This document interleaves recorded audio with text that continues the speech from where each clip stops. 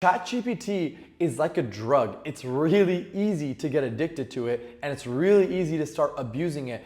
And today I'm gonna go ahead and give you the best tips and tricks that you could possibly use to help you get the best results out of ChatGPT that make you millions and millions of dollars, and make sure that you do not decrease the efficiency or decrease the productivity in your business on a daily basis. Biggest thing you need to keep in mind when you're using ChatGPT is that it cannot. What is going on, my people? So today is a little bit different. We're in the office today because I didn't have time at night to make this video. Got a dinner meeting. So today I'm going to talk to you guys about how ChatGPT might be destroying your company's efficiency and might be costing you millions of dollars. And yeah, that sounds crazy, but honestly, the way that I've seen ChatGPT be used, and honestly even some of my own companies, kind of was worrying to me. So I had a massive company-wide meeting and had a company meeting with my business partner and as well as my management to talk about how ChatGPT really should be used. And today we're going to be using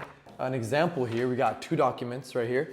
Both of them were created for the same purpose. And I'm going to talk to you guys about how one of these is extremely counterproductive, while the other one perfectly solved the problem that we were trying to solve. So, and I'm going to tell you how and why that was the case. If you just started a company or you're looking to start a company and you don't have the motivation to sit through a video like this, then I have a little secret for you. You probably are not gonna make it in the business world. By the end of this video, I'm going to give you everything you need to know to efficiently use ChatGPT for your own good, and also how to train your team on how to use it so that you can create productive results and not kill productivity and efficiency. And yes, by the way, it is very easy to create not real results with ChatGPT, and you're probably doing it every single day without even knowing it. So let's get right into it, guys. Also, if you don't know who I am, my name is Shah, and this is my video number 3 of making 365 videos every single day. And so why should you even care about what I have to say? So I've been in business for about 10 years now, started a decade ago,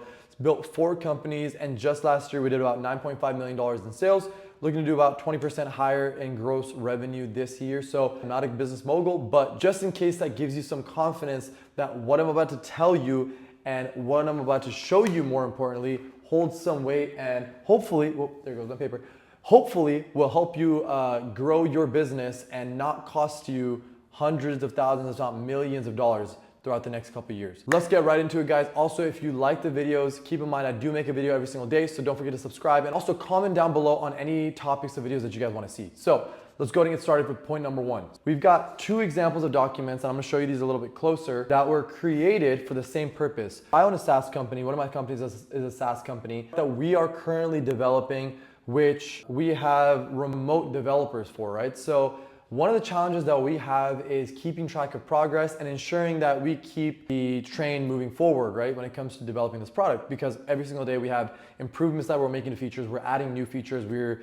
fixing bugs, all kinds of things. So it's really easy to get lost in the day-to-day of things and end up just having longer conversations, as opposed to actually having the developers' hands on the keyboards all day, making sure that they're actually making the fixes and adding the features that we need to add. So we had to create what we call an end-of-day meeting standard operating procedure, right? So I had one script, and by the way, this is the first document right here, okay? So you see, got quite a bit of content on this, right? Versus the second document, which is literally just this. The goal was to pretty much outline the daily workflow every single day of the developer, give the developer a checklist of what it is that he needs to do for the entire day, and then at the very end of the day, go back to the developer and double check that the work was done. And one of the biggest problems we were having with the features that were being built were that they weren't getting built all the way 100%. And so we were being left with features that were like 80% done, 75% done, 85% done. And then we would end up having to come back to them 3 weeks later when we realized, hey, this feature's not really working perfectly, right? So there was a level of oversight that was missing from our end, from my end personally, and from my business partner's end. So my business partner and I ended up sitting down, because that was obviously a massive problem when it came to productivity. We weren't able to get features knocked out as fast as we wanted them to be. And also we were having a lot of bugs occur, and we had beta testers at the time. And so customers were complaining, right, about the product. So we went ahead and put together an end of day meeting workflow and issue management SOP. This one right here goes through a explanation of the standard operating procedure, right? And by the way, if you don't have standard operating procedures at your company, that is another big topic that I'm gonna be talking about at some point, because without standard operating procedures, a business really isn't a business. It's ultimately just a job, and you are essentially working a job in order to make sure that things don't fall apart. Standard operating procedures are what create a well-oiled machine that runs on its own. Otherwise, it's just a job. Here's the thing. These are a bunch of instructions, and you saw how long that document was, right? Now I'm gonna show you a little bit different. This version right here is a checklist. So we've got instructions for a standard operating procedure, but you've got a checklist. And the good thing about checklists, and from what I've noticed when it comes to developers, is developers love working with checklists, right? And just humans in general love working with checklists. Why? Because as a developer, you have so many things happening, and you have so many things just kind of being thrown at you, right? When someone speaks something into the air, and then that person expects the developer to somehow absorb that and then never forget what they said, right? That's not the case. So what I like to create for my employees and developers and team members are checklists. Even for myself, I create checklists. We've got review completed tasks, review all tasks the developer marked as complete, double check and verify that Shah has checked each task and marked it as fully complete. So that would be a checkbox and another checkbox. And then the third checkbox would be, if there are any questions from the developer, address and resolve them during this review, right? So that means that features do not get passed as complete until everyone has agreed that they're complete. The next step, identify adjustments or improvements. Check if any of the completed items need adjustments, improvements, or changes. Next checkbox. Discuss these adjustments immediately with the team and developer. Next checkbox. Create new to-do items for these adjustments, right? And so, I'll read the whole thing, but the next item says, for items that are incomplete or need adjustments, move them onto the next day's to-do list. And then ensure each incomplete task has clear instructions for what needs to be done the next day. So what is this doing? It's pretty much taking today's tasks that were supposed to be done, developers saying they're done, we look at them and we say, hey, 7 of these are done, but these other 3 are not done because you didn't do them the way that they're supposed to be done, or we tested them and they're not fully working. So now we take those tasks and we move them on to the next day. So what we've stopped at that point is this chain or this cycle of tasks that get assigned and get completed, but don't actually get completed. And then we're having to recircle back. And I'm gonna tell you a little secret. If you have a SaaS company, or any company for that matter, no employee or developer likes coming back to a task that they were supposed to have done 3 weeks ago, or 2 weeks ago, or even 2 days ago, right? They want to continue down, and you want them to make sure that they're chugging down that list and completing fully each task. So this checklist right here was actually made by myself, and this one was made by someone else at the company. And we ended up actually tossing this one, and then we ended up using this checklist. And not only do we use this checklist as a printed sheet, we ended up putting this as an electronic checklist in our template for our daily end of day meetings. So that's a big pointer right there as well. So if you are doing any kind of meetings with your employees, make them electronic, right? And put your checklists in the template. So then that way, whenever you go through your daily meetings and go down that list to make sure that every single thing that was supposed to get done that day actually did get done.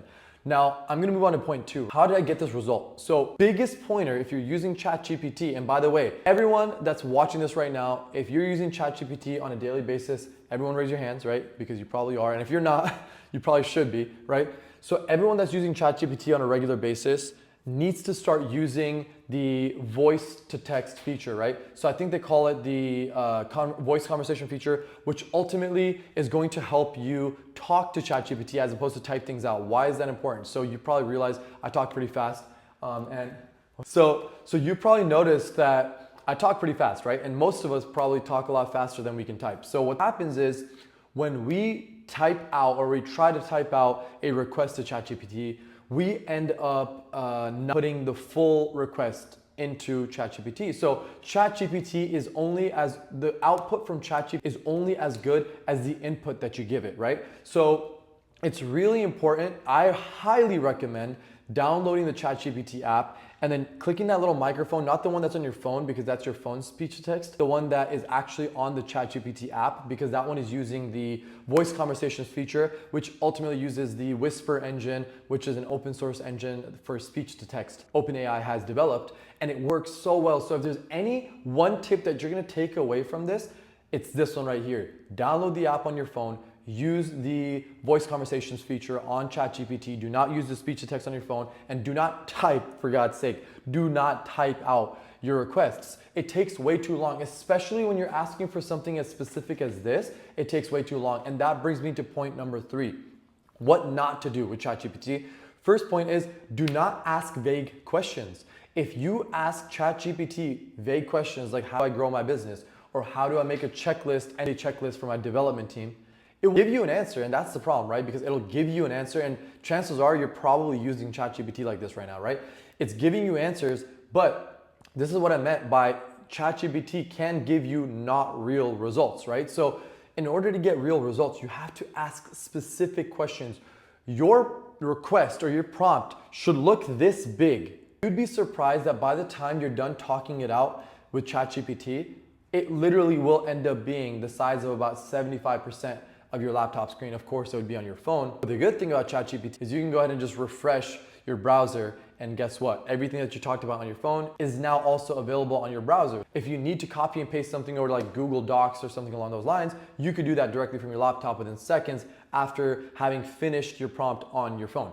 So, and by the way, I don't know, maybe I'm like ignorant here, but maybe ChatGPT has the conversation feature on the laptop, so don't quote me on this, but I don't think it does. I just use my phone. It's just easier. And on top of that, a lot of the times I'll walk out of the office and I'll walk out front when I'm talking to it because I'm talking to it like a person. And people might look at you a little crazy when you're talking to your phone like a person, especially if you're talking to ChatGPT, right? But I'm promising you right now, if you talk to ChatGPT as if it is a human, as if it is an assistant, it will get the job done. Now, going back to the vague questions thing, how do I grow my business? Terrible question to ask. How do I build an end-of-day checklist for my team? Terrible question to ask. You need to give it all the context. Remember, ChatGPT cannot read your mind. It does not know what's going on in your head. It only learns from the context that you give it, right? Now, ChatGPT does take notes and learn about you as you continue to talk to it, and obviously that is for the reason that it needs context to give you good answers. Instead, tell it, I want you to ask me the things that you don't know that I might be able to tell you that will help you give me the best answer based on the expertise and knowledge that you have about XYZ topic, right? Whatever the topic of the request is. So hopefully that gives you a little bit of actionable advice as to how you can talk to ChatGPT. Next, do not expect ChatGPT to make decisions for you. So for example, don't ask it, should I hire this employee or not? Instead, ask it, what are the main things I should be looking into when I'm hiring a SaaS developer? That's a great question to ask, right? Do not leave out important details when you're talking to ChatGPT. Make sure if you want it to put out a checklist that you ask it to put out a checklist, right? Same thing goes for if you want it to do something specific, ask it to do something specific. Same thing goes for if you want, for example, in this scenario, the unfinished tasks to be moved over to the next day, you need to ask it to put that into this document for you. So what I use ChatGPT for mainly is taking my thoughts that might not be super organized, but they're still my thoughts, giving them to ChatGPT, and then essentially having it spit out something nice, clean, and organized and formatted like this. Because for me to format something and make it organized and make it pretty would take me a pretty long time, but talking to it only takes me about 5 minutes or maybe less. OpenAI has their own resources, so go to OpenAI's website if you want to learn a little bit more as to how ChatGPT can get you the results that you're looking for. And I promise you, if you follow the steps that I gave you today, if you do not ask it vague questions, if you do not type your prompt out, instead you talk your prompt out, and if you make sure to be extremely specific with the output that you're looking for, I guarantee you the results that you're gonna get with ChatGPT on a daily basis, and the results, more importantly, that your team is gonna get on a daily basis are going to be real actionable steps and results and real actionable items that you will be able to use on a daily basis. And you know, it's real. ChatGPT is like a drug. It's really easy to get addicted to it, and it's really easy to start abusing it. And what happens is you or your team starts using it on a daily basis, and next thing you know, going on an entire witch hunt trying to get ChatGPT to give you what you want. Biggest thing you need to keep in mind when you're using ChatGPT is that it cannot read your mind, right? It does not know what is happening up here, so it is your job to communicate that. So guys, if this helped you out, if this helped guide you a little bit better on how you're gonna be using ChatGPT, guys, please like, comment, subscribe to the channel. I'm gonna be dropping another video tomorrow and the day after. Thank you again. My name is Shah. I'll see you guys tomorrow.